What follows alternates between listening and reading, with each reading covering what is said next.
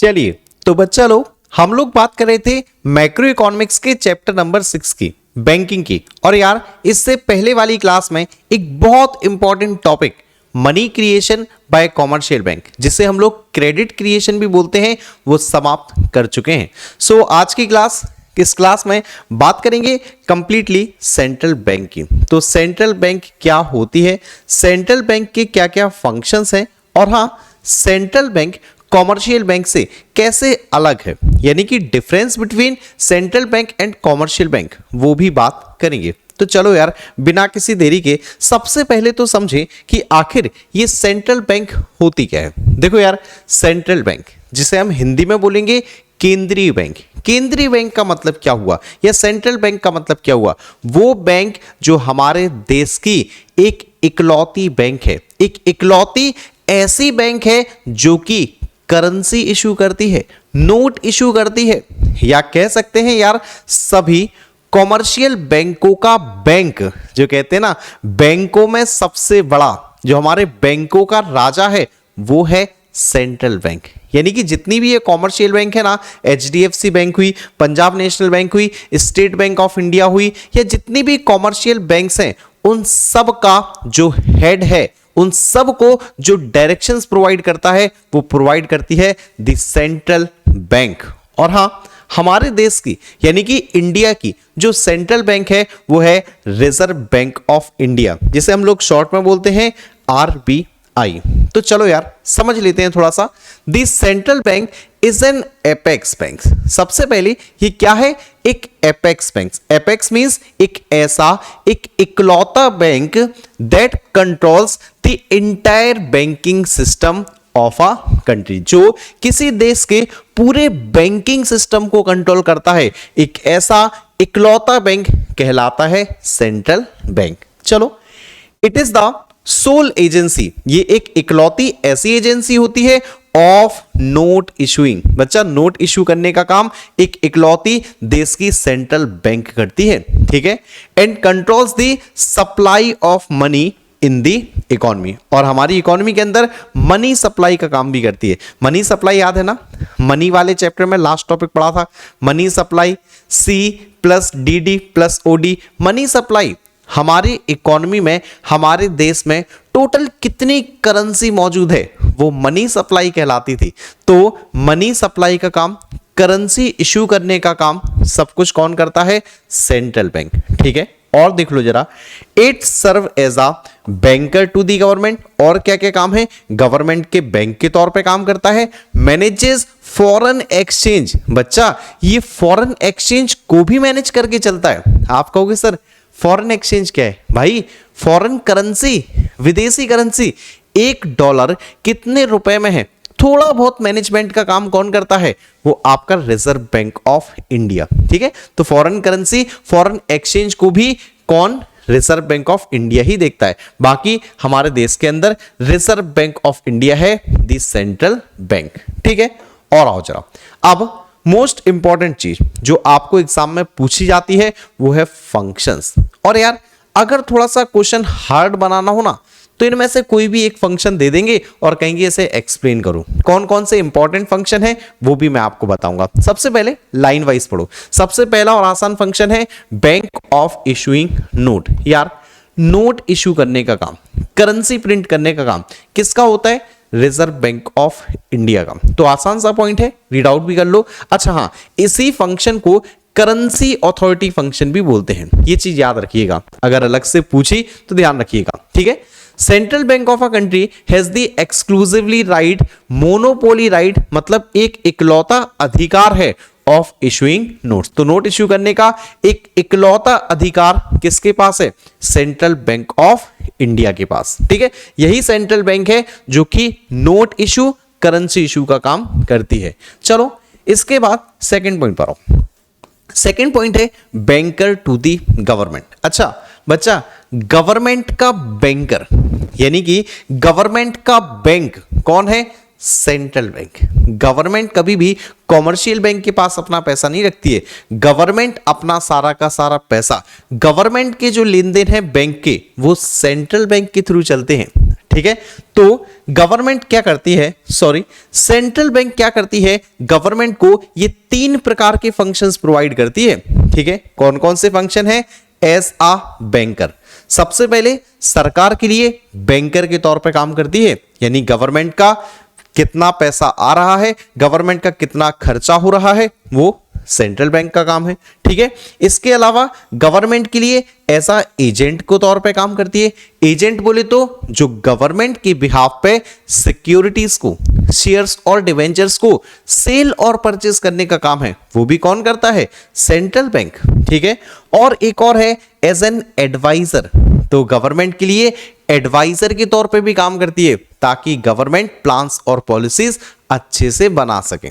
ठीक है, तो अगर आपसे कोई पूछे कि भैया सेंट्रल बैंक गवर्नमेंट के लिए कौन कौन से फंक्शंस प्रोवाइड करती है, तो 3 प्रकार के फंक्शंस याद रहेंगे, as a banker, as an agent और एज एन एडवाइजर। बाकी क्या क्या फंक्शंस हैं आप डिटेल में रीड आउट कर सकते हो। चलो भाई आगे आएंगे, और नेक्स्ट जो फंक्शन है वो है एक तो बैंकर्स बैंक और दूसरा सुपरवाइजरी रोल। 2 चीजें हैं, एक एक से बात करते हैं। सबसे पहली चीज बैंकर्स बैंक। बैंकर्स बैंक बोले तो भैया बैंक, जितनी भी बैंक्स है ना, उन सभी का बैंक कौन है? सेंट्रल बैंक, यानी इन सभी समस्त बैंकों का, जितनी भी कॉमर्शियल बैंक है उन सब का हेड कौन है?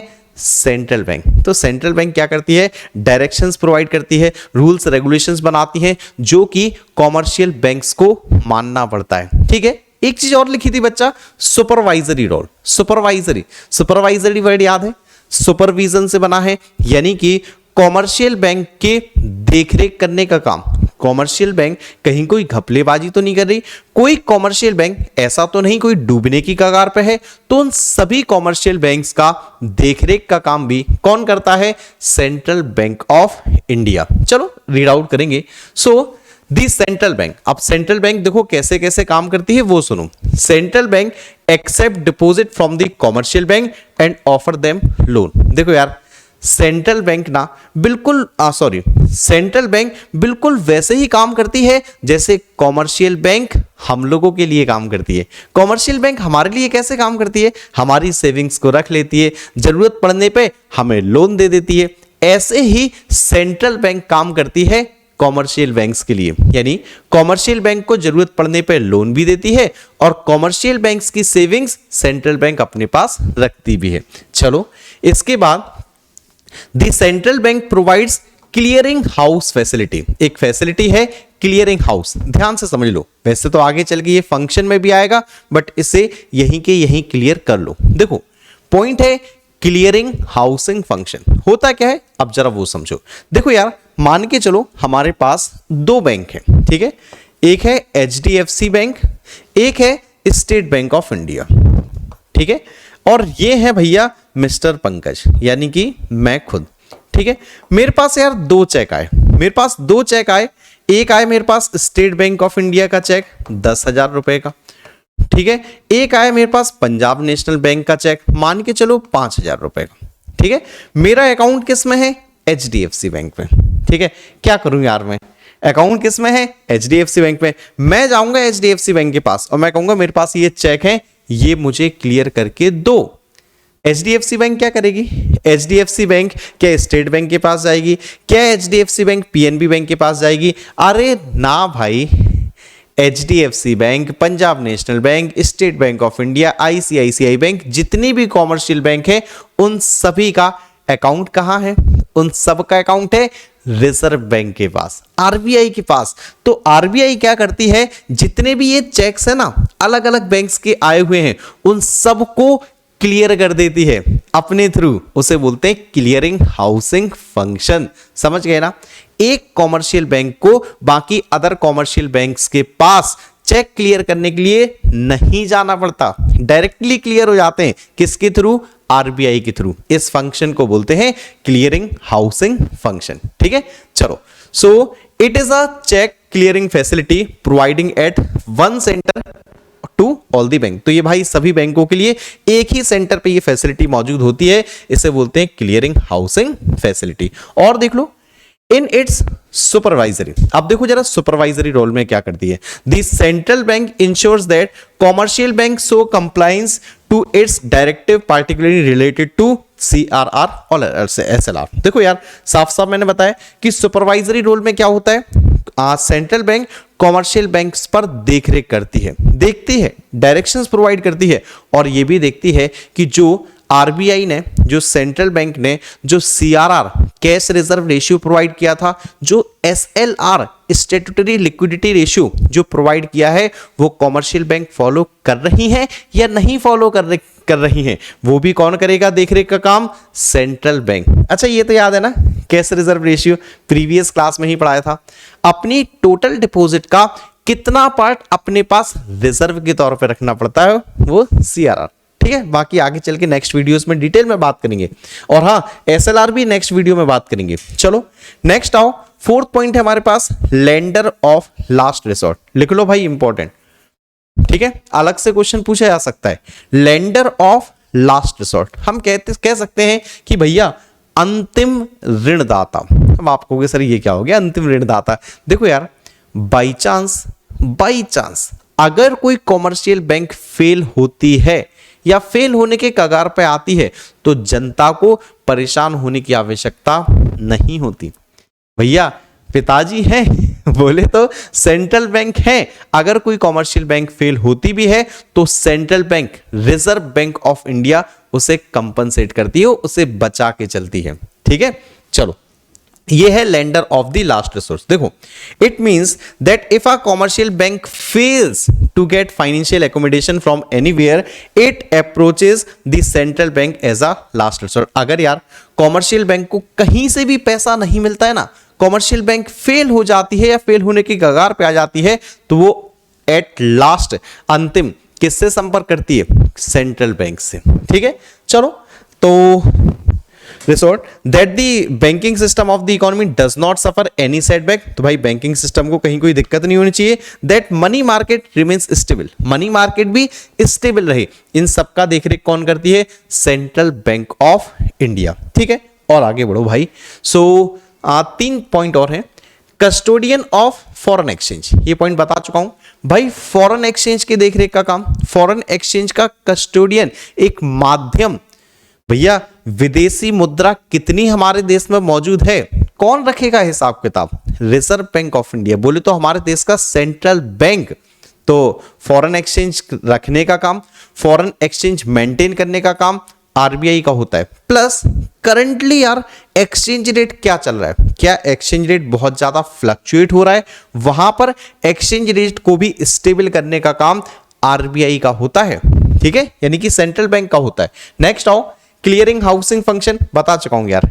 ठीक है, कि कॉमर्शियल बैंक को दूसरी कॉमर्शियल बैंक के पास चेक क्लियर करवाने के लिए नहीं जाना पड़ता, सारे काम आरबीआई के थ्रू हो जाता है। ये फंक्शन कहलाता है क्लियरिंग हाउसिंग फंक्शन। इसके बाद एक और आओ, कंट्रोल ऑफ क्रेडिट। ये भी ये समझ लो, एक यहां पर ये था इंपॉर्टेंट पॉइंट, एक यहां पर ये है इंपॉर्टेंट, बट ये पॉइंट यार काफी मतलब डिटेल में दिया हुआ है। नेक्स्ट टॉपिक भी शायद यही हमारे पास। ठीक है, पॉइंट क्या है, कंट्रोल ऑफ क्रेडिट।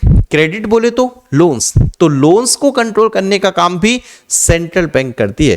अब आप कहोगे सर लोन्स तो प्रोवाइड करती है कॉमर्शियल बैंक, तो कंट्रोल सेंट्रल बैंक क्यों कर रही है। देखो बच्चा, इकोनॉमी के अंदर कभी कभी महंगाई हो जाती है बहुत ज्यादा, इकोनॉमी के अंदर बहुत ज्यादा कभी कभी डिफ्लेशन यानी कि सस्ता मार्केट हो जाता है, तब भी यार बड़ी प्रॉब्लम है। तो आरबीआई क्या करती है, जब महंगाई होती है ना तो इंटरेस्ट रेट बढ़ा देती है, तो क्या होगा, लोग लोन कम लेंगे, लोन कम लेंगे तो भैया महंगाई कंट्रोल हो जाएगी। तो इन्फ्लेशन और डिफ्लेशन को कंट्रोल करने के लिए central bank of India credit को कंट्रोल करती है, लोन्स को कंट्रोल करती है। ठीक है, यह है कंट्रोल ऑफ क्रेडिट। बच्चा लोग गिने चुने 7 फंक्शन थे आपके सेंट्रल बैंक के। तो central bank plus central bank के फंक्शंस उम्मीद करूंगा आप सभी को क्लियर हो गए होंगे। अब आओ, छोटी छोटी बातें हैं मगर मोटी बातें हैं। बोले तो डिफरेंस किस किस के बीच में, सेंट्रल बैंक और कॉमर्शियल बैंक। सबसे पहली चीज, होते क्या है दोनों, तो सेंट्रल बैंक है एक एपेक्स इंस्टीट्यूशन जो इंटायर बैंकिंग सिस्टम को कंट्रोल करता है, जो नोट इश्यू करता है वो है सेंट्रल बैंक। जबकि कॉमर्शियल बैंक क्या है, कॉमर्शियल बैंक सर्विसेज प्रोवाइड करता है हम लोगों को, हाउस होल्ड्स को, कस्टमर्स को, सेविंग्स हमारी रखता है और हमें कभी कभी लोन्स प्रोवाइड करता है। ठीक है, चलो देखते हैं, रीड आउट भी करेंगे। सो सेंट्रल बैंक क्या है? एपेक्स बैंक है जो पूरी की बैंकिंग सिस्टम को कंट्रोल करता है, बाकी सभी बातें आप लोग जानते हो। जबकि कॉमर्शियल बैंक क्या होता है? वो फाइनेंशियल इंस्टीट्यूशन जो हमारी डिपॉजिट को एक्सेप्ट करता है और हम लोग को लोन ऑफर करता है। चलो जल्दी जल्दी पढ़ेंगे थोड़ा सा। सेकंड पॉइंट है central bank regulates the supply of money. बच्चा, मनी सप्लाई का काम कौन करता है? करेंसी इश्यू करने का काम क्या कौन करता है? The central bank. ठीक है, जबकि कॉमर्शियल बैंक सिर्फ और सिर्फ कंट्रीब्यूट करता है मनी सप्लाई में। कंट्रीब्यूट याद है ना बच्चे? इससे पहले वाली वीडियो याद करो। बैंक मनी, सेकेंडरी डिपॉजिट, या हम कह सकते हैं money creation of money by commercial bank. तो वो चीज, तो बैंक मनी के द्वारा, सेकेंडरी मनी के द्वारा कॉमर्शियल बैंक कुछ कंट्रीब्यूशन करती है मनी सप्लाई में, लेकिन मनी सप्लाई का ओवरऑल काम किसका होता है? सेंट्रल बैंक का। ठीक है, चलो और आओ बच्चा, सिंपल से पॉइंट है, आसान से पॉइंट है। देखो सेंट्रल बैंक क्या होता है? Custodian of foreign exchange. Foreign exchange सारा देखरेख का काम इसका होता है। सेंट्रल बैंक कभी कभी मैनेज्ड फ्लोटिंग का भी काम करती है। Managed means management, floating means होता है फॉरेन एक्सचेंज। फॉरेन एक्सचेंज को मैनेज करके भी चलती है कि बहुत ज्यादा एक्सचेंज रेट ऊपर ना हो जाए, बहुत ज्यादा एक्सचेंज रेट नीचे ना हो जाए, तो वो आपका आरबीआई का काम है। लेकिन सेंट्रल बैंक ऐसा कोई काम नहीं करती है। कॉमर्शियल बैंक ऐसा कोई काम नहीं करती है। कॉमर्शियल बैंक कस्टोडियन नहीं होता है। ठीक है, और छोट-छोट पॉइंट है, जैसे central bank note issuing authority है। भाई ये नोट इश्यू करती है, करेंसी इश्यू करती है, बट ये करेंसी इश्यू नहीं करती। और आ जाओ, सेंट्रल बैंक क्या करती है? Growth and development, stability of the economy, focus करती है कि भैया हमारी इकोनॉमी आगे बढ़े, स्टेबल रहे। लेकिन कॉमर्शियल बैंक ऐसा कुछ नहीं करती। कॉमर्शियल बैंक को चाहिए पैसा। कॉमर्शियल बैंक प्रॉफिट मैक्सिमाइजेशन पे काम करती है। ठीक है, कॉमर्शियल यार नाम ही है कॉमर्शियल, व्यापारिक बैंक है, व्यापार कर रही है पैसों का। ठीक है, चलो बच्चा, और कुछ भी नहीं है आज की क्लास में।